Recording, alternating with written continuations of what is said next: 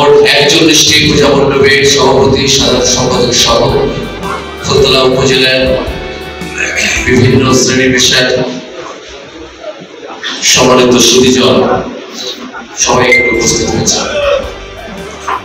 এই এলাকায় আমি বাংলাদেশের মধ্যে একটা মসজিদ করতে চাই, যেটা এ ক্লাস, মানে বিদেশিরা এসে দেখতে চাবে, সেই সাথে একটা মন্দির ও করতে চাই।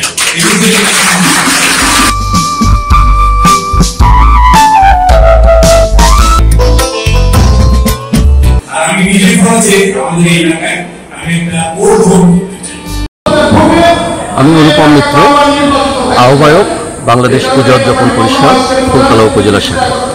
জনাব আলী আসগর নবী খুলনা 5 আসনে প্রার্থী হয়ে আসার পরে ডুমুরিয়া ফুলতলার প্রত্যেকটি হিন্দু সম্প্রদায়ের মানুষ অবশ্যই মনে মনে খুশি হয়েছে।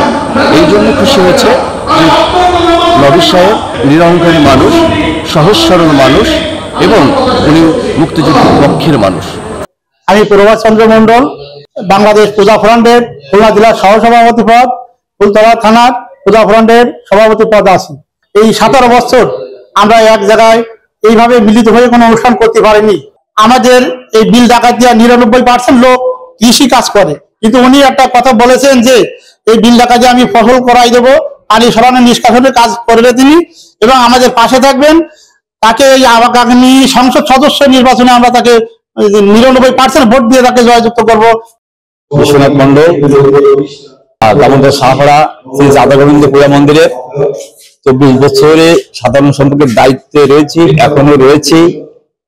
আমরা শান্তিতে এবং সুন্দরভাবে নিরাপত্তার মাধ্যমে আমরা জীবনযাপন করতে পারি এবং এখানে স্থায়ীভাবে আমরা বসবাস করতে পারি, সেই নিরাপত্তাটাই আমাদের মুখ্য বিষয়।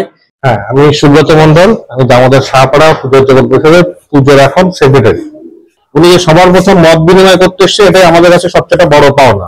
দ্বিতীয়ত উনি যেহেতু আমাদের অ্যাজ এ অভিভাবক আসতে হচ্ছে, সেখানে আমরা চাইবো তাকে সর্বতভাবে সহযোগিতা করে তাকে সুস্থভাবে আমাদের এখানে অভিভাবক হিসেবে বসানো এবং সেই দায়িত্ব হিসেবে আমরা তার পিছনে থেকে যতটা কাজ করে নিয়ে যেতে পারি সেটা সুন্দরভাবে করে নিয়ে যাওয়া।